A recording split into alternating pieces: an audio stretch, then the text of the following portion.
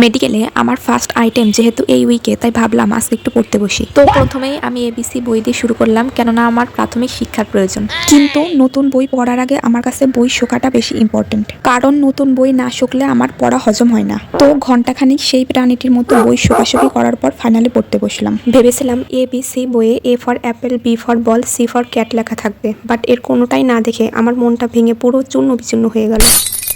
যাই হোক, ভাঙা মন নিয়ে মাথার ভেতরে পড়া ঢোকানোর চেষ্টা করে ব্যর্থ হওয়ার পরে সেই কাঙ্ক্ষিত ঘটনা, ঘুম এসে হানা দিল আমার চোখে। ওহ, এত ঘুম দিয়ে পড়া যায় নাকি? তাই ভাবলাম এক কাপ চা খাই।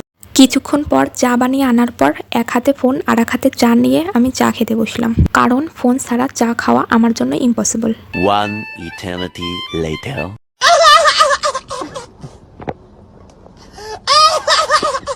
কিছুক্ষণ পরে হঠাৎ করে মনে পড়লো আমার তো পড়া আছে, কিন্তু আমার চা তো খাওয়া শেষ সেই 1 ঘন্টা আগে। আমার তো আবার ঘুমেতে অবস্থা খারাপ। দূর, এত পরে কি হবে? এমনিতেও ভবিষ্যৎ অন্ধকার, তার থেকে একটু কি ঘুমাই।